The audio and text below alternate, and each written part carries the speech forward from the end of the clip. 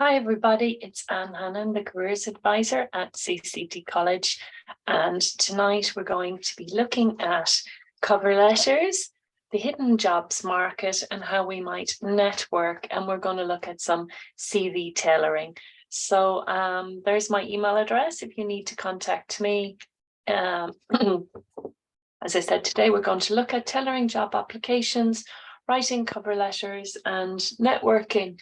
So I hope some of the information here will be of use to you in advancing your career search strategy and helping you with little tips and techniques on how to send a better application, which of course then leads to moving you more towards the interview pile. So that's where we want to be getting at.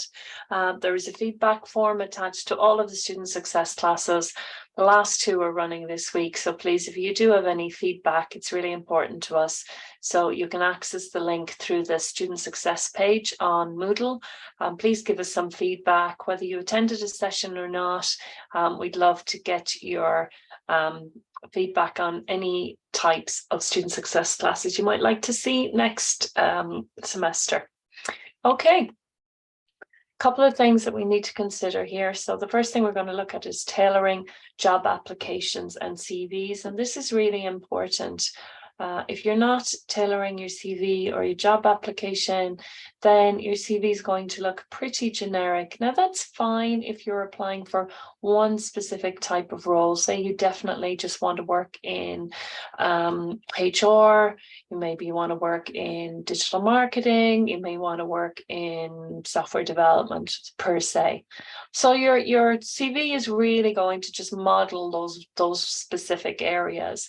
Your project work should reflect those areas. So if you want to work in HR, you need to be demonstrating or providing evidence of some class-based projects that have a human resource aspect to them.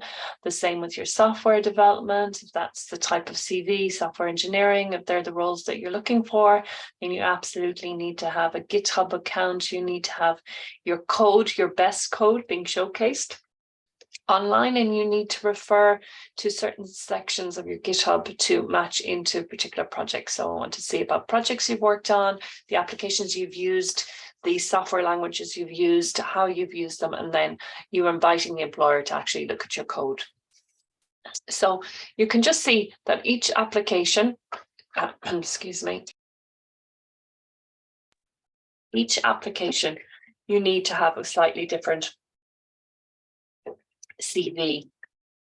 So the general overall tailoring, if it's one area, then it's very little tweaks. You're really looking at what's first in the job description, what's second, what's third, and you're moving duties, you're moving skills, and you're moving experience to tailor to that particular role. You might also want to look up some company culture, any particular words they use, any particular key points that you can add into this application or into your cover note.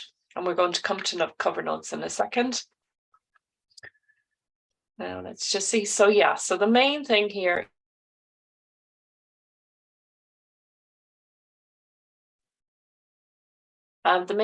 is that you must tailor your CV and cover letter for every job application. One size does not fit all. Might be small tweaks if it's all in the same domain, if it's all in the same area, bigger tweaks if you're looking at a variety of different jobs. Say you're open to opportunities in UX design, virtualization, cloud, cybersecurity, and software development, then you need to have quite a varied CV, and you will be tweaking and tailoring and moving things around for each application. So a good rule of thumb is keep the job description, keep an online copy of it, take a screen grab. It disappears off the World Wide Web once they've received enough applications. So don't be going looking for the job application or the job description 5 minutes before the interview. It's too late. You need to refer to the job description, and you need to keep a copy of the CV you've tailored for that particular job. So you could call your CVs and remember to name them appropriately. Name them CV 2022 Anne Hannon Accenture. So I know exactly, or November 2022, which job, which role, and how I tailored the CV. And the employers can see how you're saving documents, those documents filed without your name attached to it, with the wrong company in the file name can be something to, you know, in terms of attention to detail, which can be immediately go against your application. Watch the CV video if you're unsure about your CVs and how to construct them. The templates are available on CCT Learning Space. I've just posted them up on Moodle again this evening, so please have a look.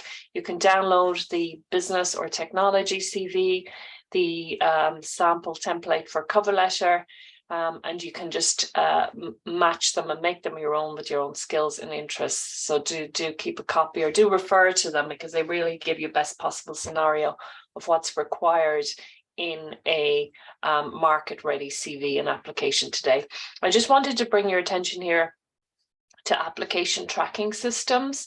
So the application tracking systems are systems that review applications before the human eye even sees the application. So a lot of applications can be disregarded at this point. So you really do need to be aware of it, particularly if you're applying to big multinational companies. It's quite likely they use an application tracking system. For example, some application tracking systems have issues with PDFs. Now, if you're trying to keep your format of your CV together, so it's not shifting depending on the version of Microsoft Office or Google Docs you have, you may use a PDF.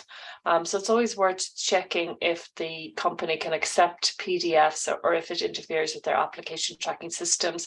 Maybe other type of CV file formats as well can be discounted at the very beginning because they're not moving through the application tracking system, particularly if they're images, because it's not going to pick out keywords. So you really might be at a disadvantage there. So what I would say is keep it to maybe a Microsoft Word document, or to a Google document, Google Docs. Advantages of application tracking systems: appropriate, accurate keywords should get the right candidates noticed. Traditional page limits for resumes are less significant. So 2 pages seems to be standard. Resume may have 1 page, that's more for the US market. Europe, we are looking at 2 pages, no need for a photograph, but again, refer back to the CV workshop for a lot more detail around CVs.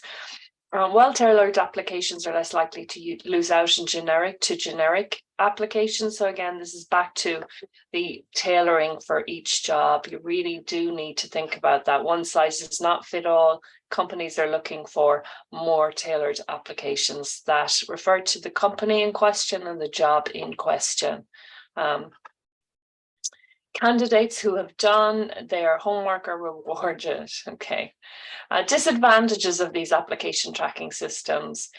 Formatting issues can lead to rejections, so be cognizant of that. Think about sending a Word document, or as I said, a Google Doc. System algorithms lack human ingenuity and instincts, so don't be generic or vague about your skills. If you say that you are a wonderful programmer and you don't mention words like Java, Python, C++, etc., then you may very well be discounted for the application tracking systems, because the keywords, the buzzwords that are particular to that particular role are not being produced in your CV or in your cover letter. Tailoring the application for the system can lead to loss of focus. Systems can bypass quality candidates, and it can bypass them because they're not giving the keywords. So keywords are kind of very important when you're putting together an application. So make sure you're highlighting or noting down the keywords as you go through your application so that you're not missing out, and keep that for the interview as well.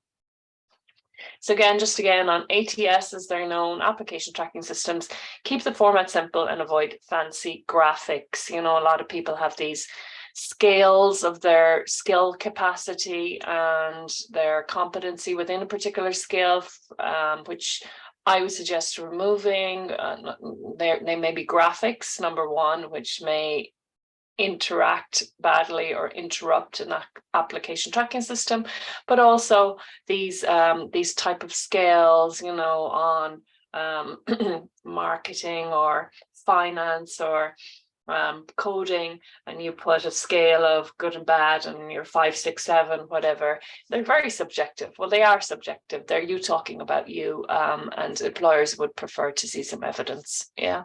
So if you can show me, if you can say your communication skills are 10 out of 10, that's subjective. If you have a short YouTube video attached to your CV in terms of a hyperlink, or you're presenting on a final year presentation, something that's 1 minute, 2 minutes max, and you're clear and you're concise, you've got good slide deck, and you come across very professional, well, then I'm going, okay, that's evidence. You are good at presenting, you are good at communicating.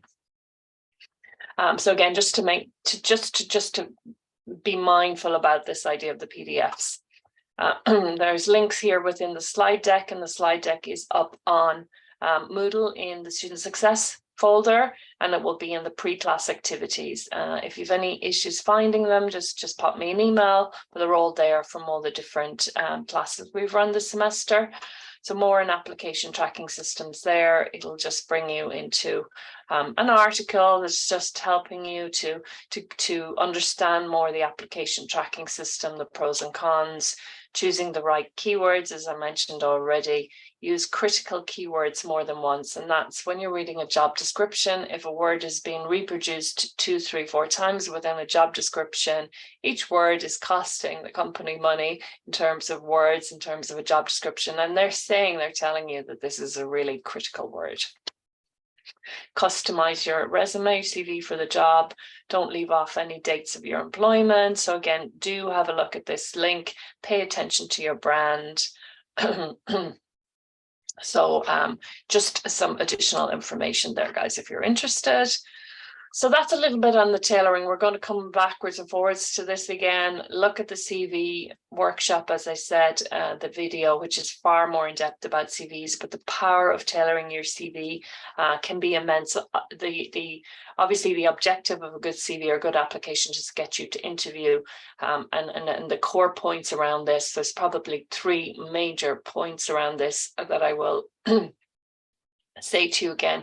The first one is provide evidence of your skills. I don't mean scales. I don't mean anything subjective. I mean YouTube video, SlideShare, Prezi, GitHub, Instagram professional, obviously, LinkedIn account where you're receiving an award, where you're at a presentation, where you're at a meetup group.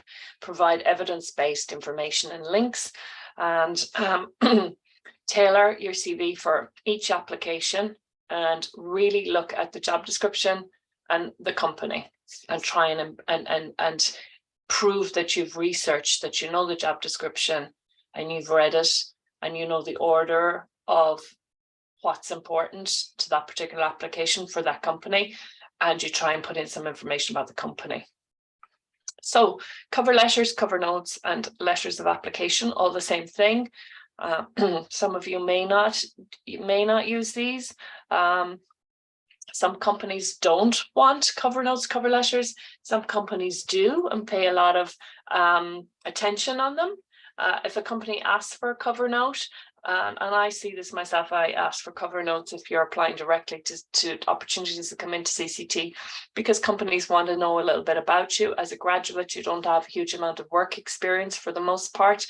So a company wants to get a sense of your passion and your desire for this role. So I'd imagine it's more important in terms of applying for graduate programs, where you're really trying to convince the particular employer or that you want this opportunity, where you can add value to the company, what skills you have that are linked to what they're looking for, and are you familiar with the company culture and what resonates with you? What is it about the company culture that makes you a good fit?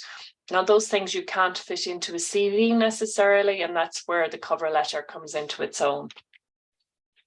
So should I tailor my cover letter for each job? Well, the answer there is yes, of course. Why? So there's a couple of things you can say in a cover letter that you really can't say in a CV. So why do you want to work for this company? Providing evidence that you've done your company research. How can you add value? So what are you going to bring to the company? And how do your skills and experience match the job description specifically? So not generically, it's specific to this role and to the order of importance as they have set out their duties and their requirements. Providing evidence that you have done your company research. My experience tells me that students find this hard to do. I would direct you to places like LinkedIn and following that particular company, looking at what they've posted recently about themselves, what awards they have won, what products and services do you use, do you know of? What do you like about their products and services? Are they a good place to work? Do you know anybody who works there? What is it about their company culture? And a lot of that information, LinkedIn is fantastic for company research. And again, if you want to look into that a bit more, please refer back to my LinkedIn recording, because I do go into that in a lot of detail and the absolute power of LinkedIn before you even have a profile up there. How you can follow companies, you can start to see what's going on with companies. You can get yourself invited to events that you may not have known are happening. You can research and set up job alerts. So it's really, really useful. So I would say even more so than a company website. For example, if you go to a company website like Amazon, it's selling product, it's selling services. So it's quite hard then to dig deep and to find the information you want in terms of graduate programs, skills that they that they want, desirable skills. You want to start looking at graduates talking, videos about graduates. You want to see what what awards they may have won, what it's like to work there. So sometimes all this information can be harder to unpack in a commercial website.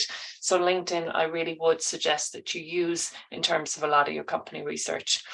So they're the things that go into a cover letter. So we've got an example, and I've just posted that up on CCT Learning Space today. So do have a look.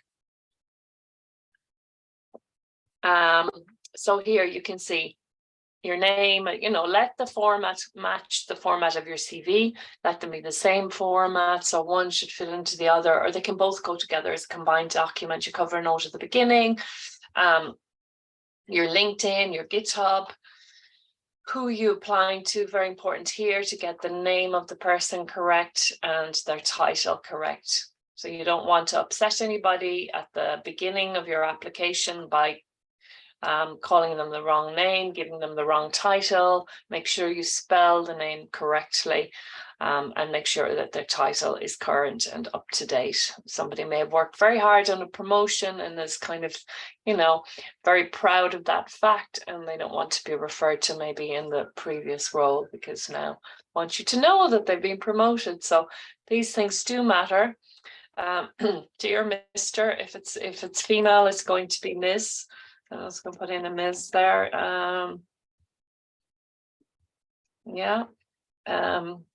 Rather than Mrs. or Miss. So just to be careful about that. That's the best possible scenario. So you're not upsetting a woman if she's married, separated, single, divorced, whatever. So this is your safe option to a lady. To whom it may concern, dear sir, madam, if you don't have a name, much better to have a name and refer to it.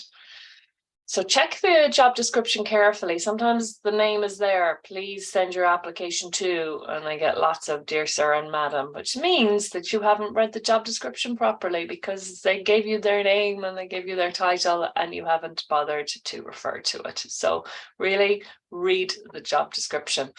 So first paragraph, you're applying. Where did you see the, make it more up to date. So say you are, applying for a role. Where did you see it? And provide the link as well. So what you're doing here is you're going to provide the link from the website. It's just where did you see that job? So that sometimes they use that for some kind of data analytics as well. So just to be careful, so that they like this information. So we'll just update that to the 5th of January 2022. Second paragraph, I believe I have the relevant skills, just to make this a bigger for everybody. I believe I have the relevant skills and qualities required to excel in this role. This is the key bit here, such as what? You've got to continue here. This is no good in isolation. You must continue. What are the skills and qualities they're looking for? Again, prove you've read the job description. In my current program or work experience, I've developed additional skills. So these are some sample sentences you can use.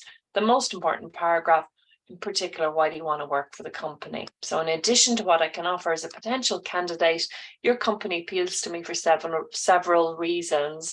I am particularly drawn to your company because why? And this is where students struggle. And most cover letters I see have the first two bits and the last bit, and they don't have this, the most important paragraph. So really think about that. It means you have to do some research. It means you have to look up the company. You have to find something that connects you to them.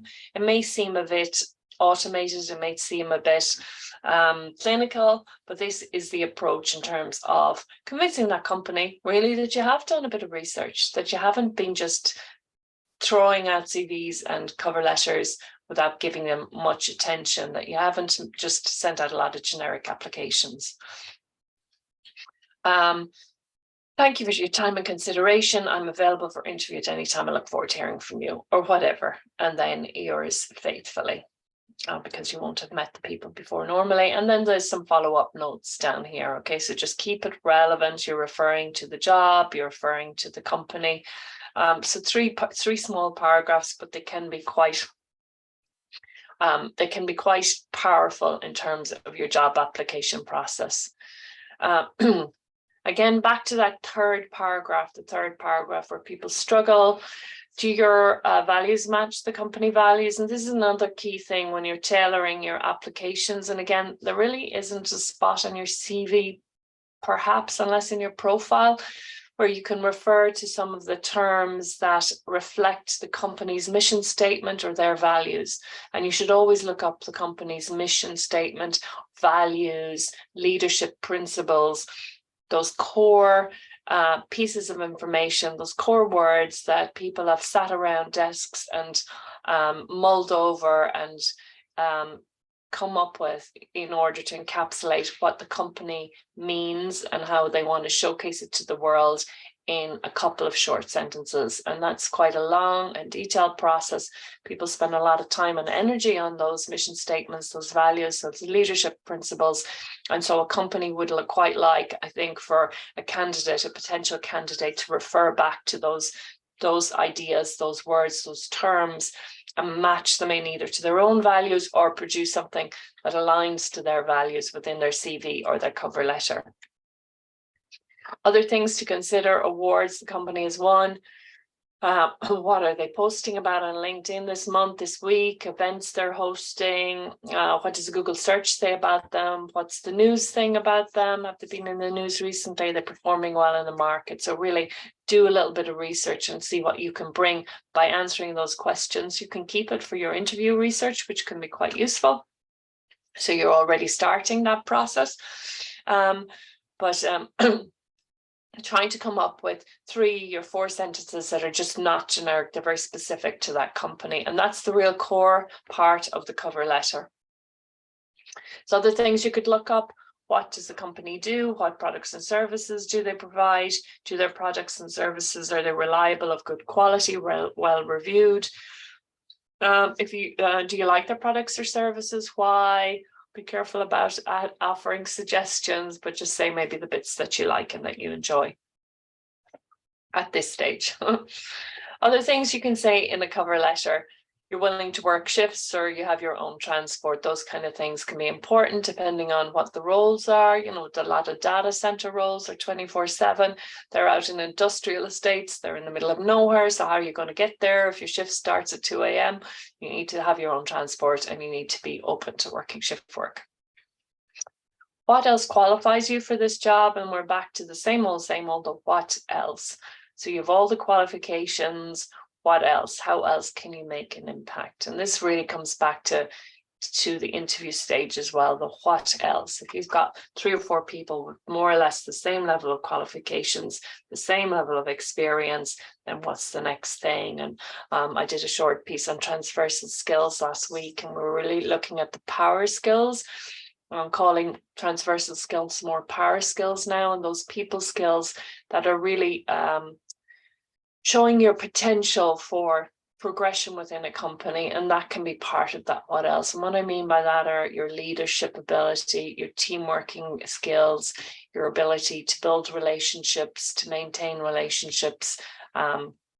Those are the kind of things that companies are looking for: your critical thinking, your problem solving skills, the solution focused type of attitude, growth mindset. A lot of those things are things that have leadership qualities about them. And so particularly now when you're going through interviews, and we've got this huge interview process where there's online and there's assessments and there's telephone interviews and there's a face-to-face interview finally, if you get that far. So it's a huge process. So by the time, if you're offered a job in a company after all that process, the company is very invested in you already, and they are looking for that what else. They are looking for you staying within the organization and progressing along with it. So just to bear that in mind.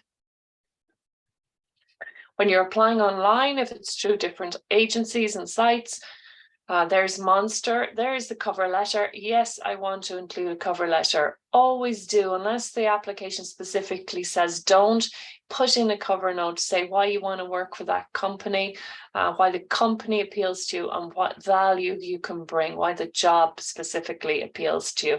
And don't make it generic. It's not the same couple of sentences that you use over and over again, because that just says it's generic, and I can see that very quickly, and so will an employer. So according to monster.ie, a good cover letter explains why you over all the other candidates are worth taking the time to find out more about.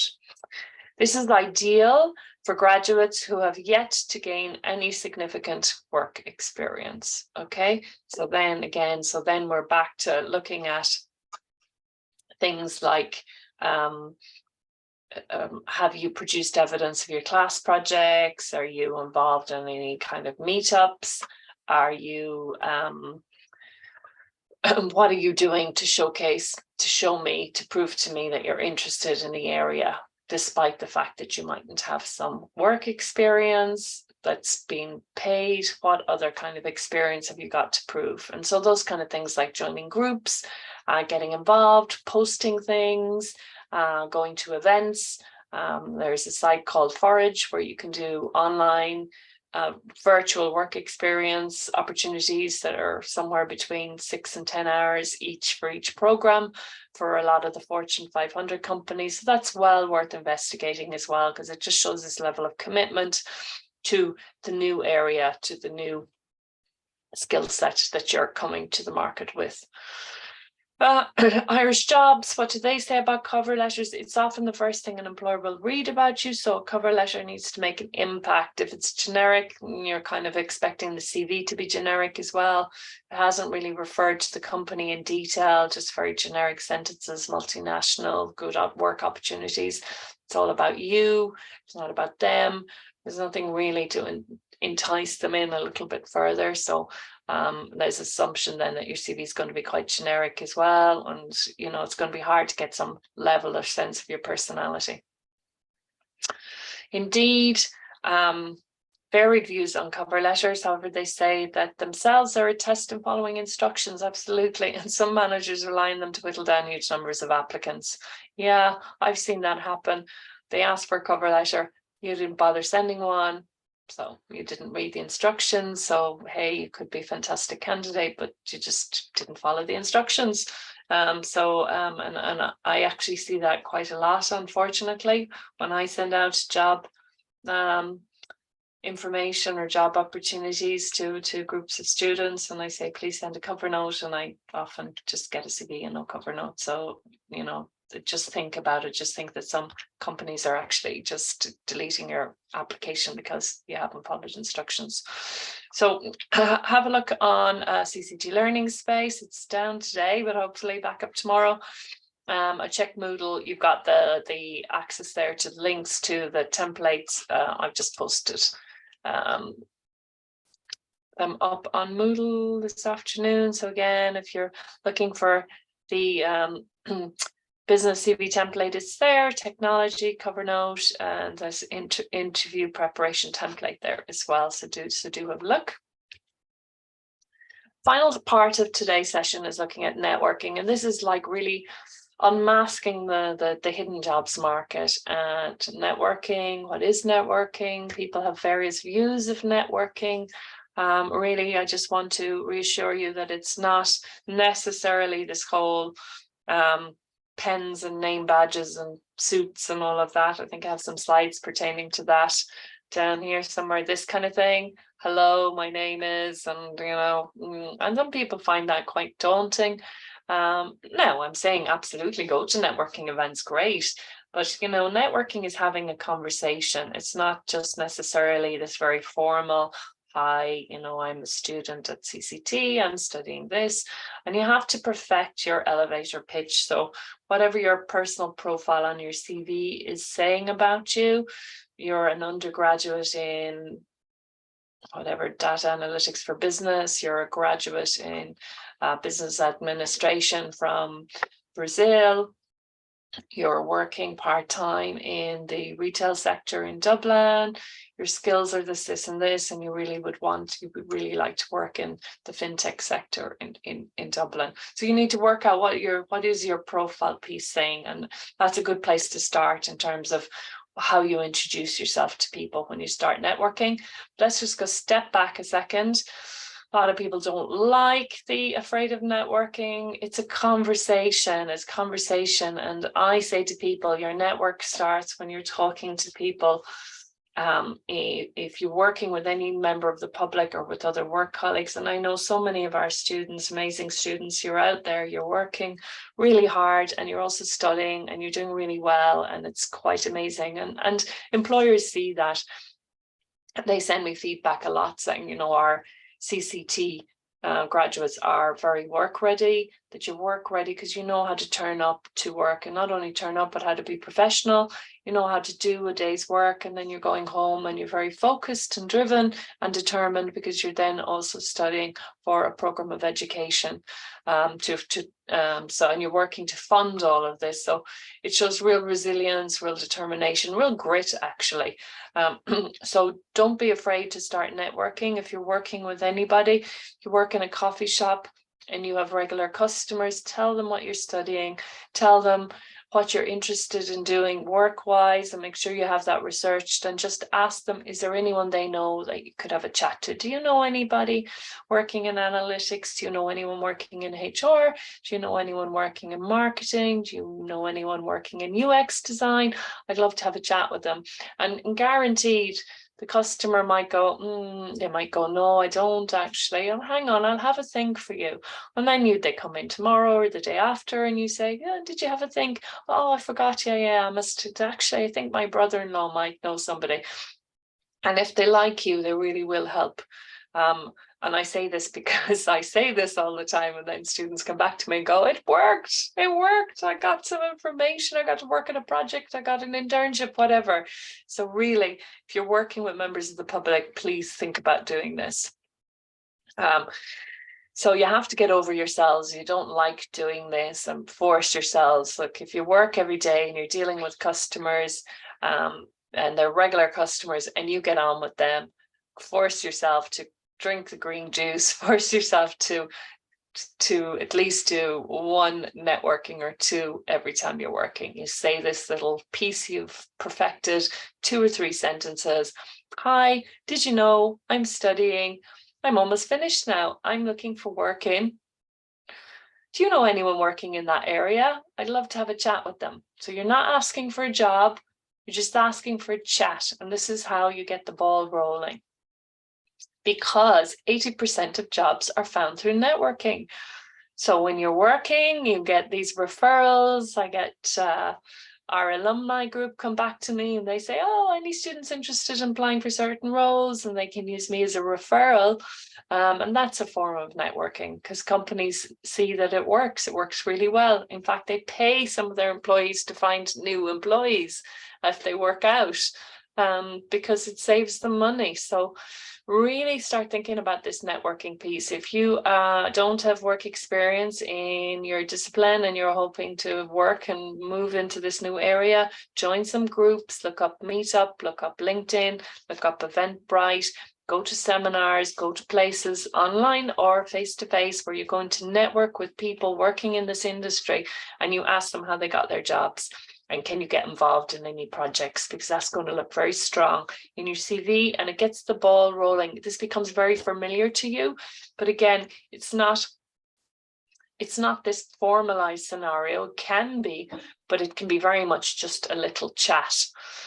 So networking application statistics, here we go. So we've got some interesting statistics there, Finance Online, just looking at some statistics about CVs and resumes. Fortune 500 companies that use ATS solutions to manage applications, 99%. So there we go. So your PDF file or your Canva file may not be jiving with the application tracking system. You may not be getting very far because of your application. You being rejected because you haven't mentioned the keywords. You've mentioned languages, but you haven't been specific. So again, there's a link there. So just have a look. There's some interesting statistics about general networking. You know, the global unemployment rate. This is World Bank. 99% of Fortune 500 companies use applicant tracking software solutions. That's really core if you're going to be applying to Fortune 500. Recruiters spend an average of 6 seconds scanning a resume. So we're looking at key skills, qualifications, work experience, 6 seconds, and then you might go yes or no, and then come back and read it a little bit more, and then read it a little bit more. Only 5 out of 250 applicants get a face-to-face interview. 51% of employer research. Anyway, look, you can look at all these statistics yourself. There's some very interesting stats there, and it's good to know, particularly read the application tracking systems. Just some additional information pulled from this. Networking for your career. Networking is vital for those who want to move up in their career, according to HubSpot. Of course, HubSpot, and most of the multinationals are in Ireland. So we are dealing with Fortune 500 companies. We're dealing with multinationals. We are dealing with application tracking systems. 85% of jobs are filled through networking. Okay, so they, you know, the manager comes into the team. Guys, we're expanding the team.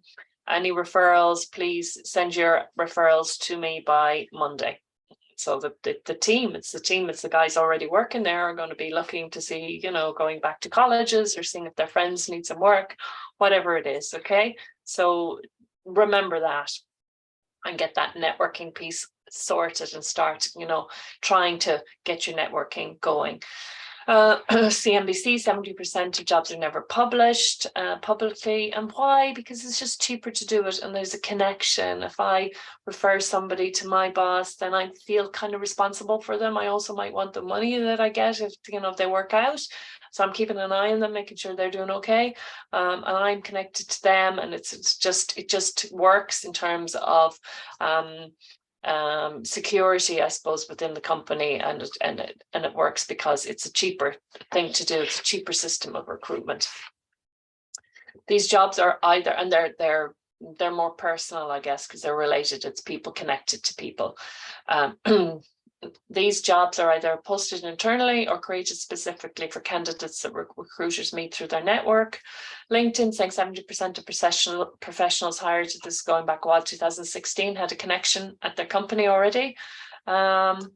80% of professionals consider networking vital to their career success. So just think about that. There's quite an important stat there. You know, so if you haven't been networking, you really do need to start considering it. And it is a great way to get in the door and to get through a few of the hoops in these long interview processes in order to be more successful in terms of your employability strategy. So the networking, look, that's the traditional type. I'm saying it's more this, right? You're on the phone, maybe you work in a telephone center, you're talking to the same people every day. Maybe you have an opportunity to say your work colleagues, wherever you work, wherever you meet people, you have this opportunity to say what you're doing and do you know anyone I can chat to? And that really works in Ireland in an Irish context. So it's a planned activity. You've got to work out what you're saying. And, you know, you're not mumbling. You want to come across as a professional that's articulate with good communication skills. So you have to have practice what you're going to say. Really is this elevator pitch. It's your profile from your CV. You know, that's the first place I would say go to, is that should say what your undergraduate is. Have you graduated from another discipline in a different country? You say that. So you have this academic background and now you have this. Here is your work experience to date. This is what you're looking for. And these are the skills that you can bring that suit that particular role. And that should be your profile on your CV. Again, if you're a little unsure about that, go back to the CV recording, watch the piece on the profiles. And that piece is what you then learn off to say. It's this elevator pitch, 60 or 30 seconds in an elevator with someone who give you a job. What can you say? What can you say really quick and to the point? So it's got to be succinct, articulate, and it's not going to bore somebody. You're not 10 minutes later still telling them what you're doing, because, you know, if somebody doesn't come from the same discipline as you, you've lost them. So it's just quick to the point. Oh, technology, yeah, analytics, yeah, I remember this girl in the coffee shop, she's into all that. Yeah, oh, you're looking for somebody, I might have the person for you. So you've got to have the keywords, the buzzwords, and not too many of them. Practice what do you say. So I suppose in terms of the networking, it really is the hidden jobs market. And on top of as well, when you're looking for jobs, when you're using LinkedIn, you're going to be putting in searches in terms of your applications, like the systems and the technology that you can use, as well as the job title. So that's another kind of hidden jobs market way of looking for work. You could put in Russian if you speak Russian, set up a job alert. You could put in advanced Excel. It's always super good skill to have. You could put in Java or Python. You can put in JavaScript, HTML, CSS, any of those applications, see what kind of jobs they throw up. You could put in SAP if you worked with any SAP systems, CRM, customer relationship management systems, management information systems, MIS. You could put in Microsoft Office, you could put in Google Workspace, Adobe, and just see what gets generated. But back to the networking in terms of remember, prepare. What are you going to say? It's the profile piece from your CV. Remember that. Rehearse that out loud. Practice. What are you going to say? And force yourself to do this with one every day. Pick a regular customer or a work colleague and just do it. Say, hey, did you know this is what I'm doing as well as working here? Really? Yeah. And then it goes on and you just say, what are you looking for? And do they know anyone you can speak to? You're not saying, can I have a job? Do you know anyone I can speak to? And the person you might get to speak to, you're just asking them for information. What did they do to get work? What kind of projects do they work on? How did they get in? You know, what was the first thing they did? So you're looking for advice, and this networking domino effect really works. Practice makes perfect. So you got to start today.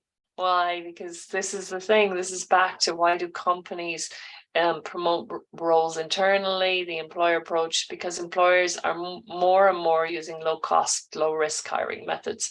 So there's an element of trust attached. If my team are all good workers and I'm looking for somebody else who'll fit into the company culture as well, well, they're going to produce people that they know that are qualified to do the job, that they can show, they can talk about the company culture. There's probably going to be quite a good match. as opposed to going out into the big wide world of general applications. I'm not saying general applications don't happen, of course they do, but just to be aware of this kind of hidden jobs market, you know, it's all under there, under the iceberg, which means that more and more of the available jobs are being filled invisibly.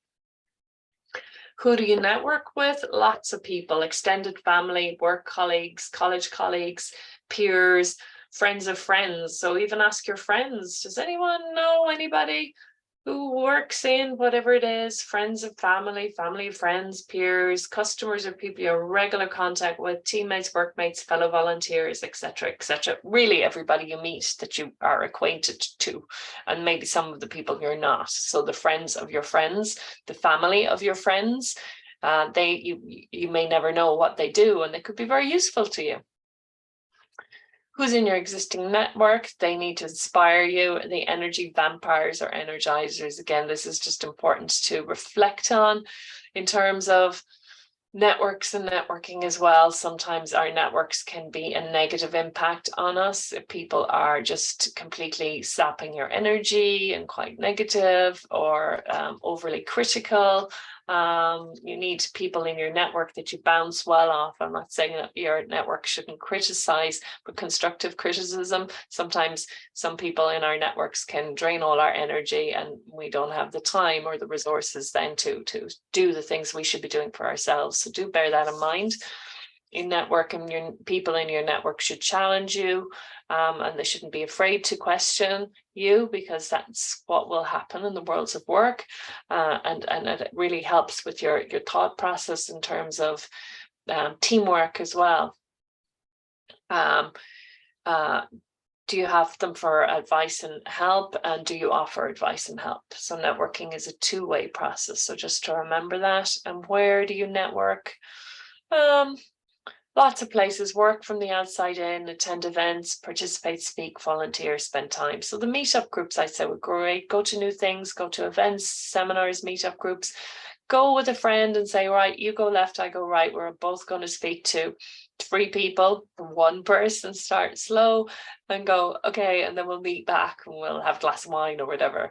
But you've done it. You've turned up, you've arrived, and you've spoken to one person. And hey, next time it's not going to be that difficult. Participate, say something, offer advice, volunteer on projects, spend time on unessential things. Irish people love to talk about the weather, but obviously we're in Dublin now and it's very multicultural and very diverse. So the likelihood of going to a networking event and meeting Irish people alone, I don't think is that possible anymore. So if you meet an Irish person, feel free to talk about the weather. We do that a lot. But yeah, just spending time chit-chatting. Commit to a networking event once per month, I would say, or more, depending on where you are in your job search. So just remember, networking is everywhere. I was out at a dinner party, birthday parties. You're coming up to Christmas party season. You're going to be out with your friends. You're going to be out with work colleagues. You're going to be out with maybe volunteer groups that you work with. You're going to be out with maybe your classmates, and some of their friends might come along, or maybe you have classmates that you didn't really know what they do or what their family does. So all of these are great networking opportunities. So wherever you work as well, whether you're online, offline, use and think about the networking. Just start thinking about going to events. LinkedIn have their own events, Meetup, lots of events, Eventbrite have lots of seminars and talks. So again, start planning what you're going to do and what you're going to say. Joining groups as well can be a great way, and I'm always promoting that, and it looks super great on your CVs as well. Lots of free seminars, meetups, networking opportunities, and develop your networking skills, and maybe commit to going to something once a month. Remember, I'm not great with people's names, so if you do, you do. I think one of the tricks in remembering people's names is to use their name 3 or 4 times after you've been introduced. So it's like, oh, hello, Anne, nice to meet you, Anne. Nice evening. Did you find it difficult to get here? That kind of thing. So you're embedding their name. Send follow-up emails. If you're connecting on LinkedIn, personalize the message. Again, I'll go into that in a little bit more detail in the LinkedIn session. support, offer advice and support as well. It's a two-way street. It's not all about you getting the work experience and the jobs. Of course it is, but it is a two-way street. Internal events. These are within where you work already. You know, this is if you're working as well. You've got to know the politics of your organization. You maybe need to know what's happening globally, the bigger picture stuff, volunteer for things, because you get to meet new people and you get to then see what's happening in other departments and divisions, and it opens things up, and take credit for things that you do and you achieve as well.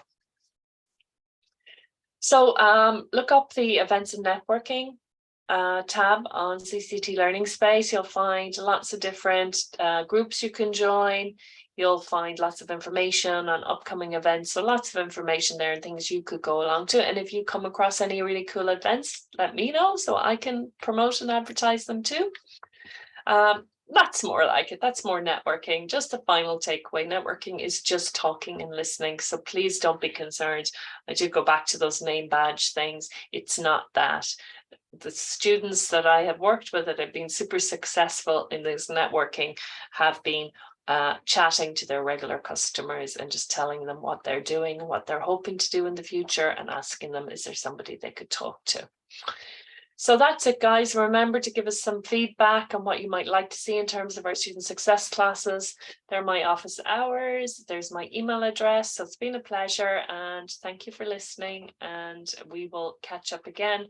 The interview skills session is happening on Wednesday, and that's the last student success class for this semester.